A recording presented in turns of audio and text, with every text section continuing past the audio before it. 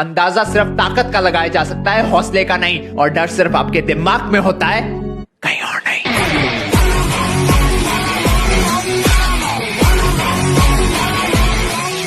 अभी मेरी एक दोस्त से बात हो रही थी तो मैंने ऐसे ही उससे एक सवाल पूछा। मैंने कहा अगर तेरे को इनमें से कोई एक ऑप्शन चूज करने को दिया जाए तो तू कौन सा करेगा? पहला, या तो तुझे जिंदगी में जितना भी नेम फेम मनी ये सब चाहिए, ये सब तुझे अगले 10 दिन में मिल सकता है लेकिन उसमें तेरी मेंटल हेल्थ कॉम्प्रोमाइज होगी। या फिर वही नेम फेम तुझे अगले 10 साल में मिलेगा लेकिन उसमें तेरी मेंटल हेल्थ कॉम्प्रोमाइज नहीं होगी, तू मेंटली पीसफुल रहेगा। उसने पता है विदाउट अ सेकंड थॉट क्या जवाब दिया? कौन बेवकूफ 10 साल वेट करेगा जब उसे ये सब 10 दिन में मिल सकता है। और मेंटल हेल्थ का क्या है, उस पर बाद में ध्यान दे लेंगे। और ये गलती आज सिर्फ मेरे दोस्त की नहीं, हम में से बहुत लोगों की है। हमें लाइफ में सारी मटेरियलिस्टिक चीजें इतनी जल्दी चाहिए कि हम 24/7 अपने माइंड को टॉप स्पीड पे चलाने लग जाते हैं, बिना ये ध्यान दिए कि इस गाड़ी की कंडीशन कैसी है। बाद में ये सब तो जल्दी मिल जाता है लेकिन इस गाड़ी की कंडीशन इतनी खराब हो जाती है कि वो इरिप्लेसेबल हो जाती है। Guys, the point being, slow down your mind and start prioritising your mental health over everything else if you just don't want to achieve but truly enjoy all the love and success that you have achieved in life. And remember, सब्र का फल हमेशा मीठा होता है। अच्छा, listen, before you skip this video, I need to remind you something very important. एक second,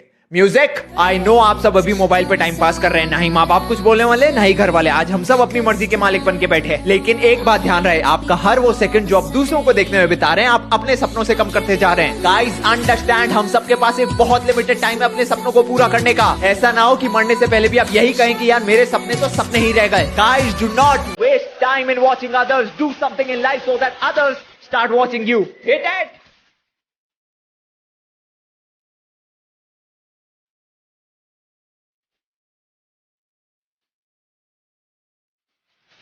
To be honest, people's ego have become so big these days that saying a simple sorry to their loved ones has become a rarity. You see, आज husband wife के बीच में कोई बात हो गई हो, boyfriend girlfriend के बीच में कोई बात हो गई हो, parent child के बीच में कोई बात हो गई हो, friend friend के बीच में कोई बात हो गई हो, sorry नहीं बोला जाता इनसे। And then when you'll ask them, they'll say, मेरी गलती नहीं थी, why should I be sorry? Guys, understand, we don't always say sorry because we are wrong. We say sorry because we value the person, the relationship more than our ego. Alright, if a sorry can save your relationship, say that sorry.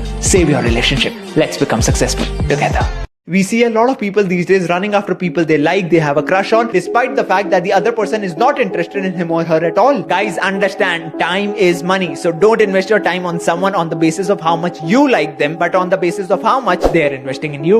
Guys, understand, if somebody is showing you the sign that they don't want you, stop chasing that person. Stop running after that person and do something so big with your life that the other person starts chasing you. Alright, let's become successful together.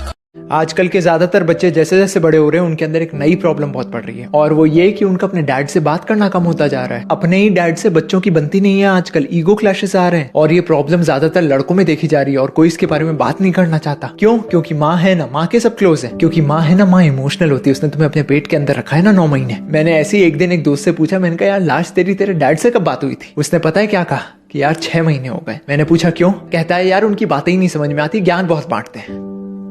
मैंने बस उससे एक ही बात कही, मैंने कहा जिस दिन तू पैदा हुआ था ना उस दिन तेरी माँ बेहोश थी। सबसे पहले अगर इस दुनिया में किसी के चेहरे पे खुशी आई थी ना तो वो तेरा बाप था। और जहां तक बात है ज्ञान बांटने की, माँ का प्यार सबको समझ में आता है, बाप ना जाने के बाद समझ में आता है।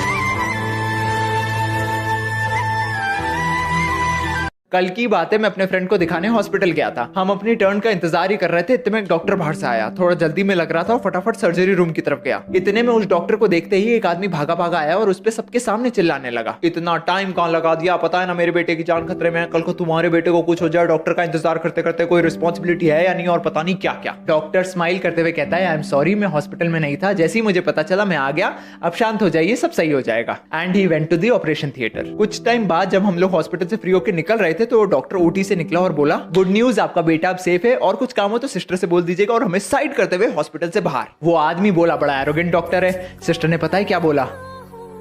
एरोगेंट नहीं है sir, His son died yesterday in a road accident. वो अपने बेटे के फ्यूनरल से आए थे and that's why he got a little late. Guys, the point being, don't judge anyone too quickly. You never know what the other person is going through at the moment. Alright? Think about it. Let's become successful together.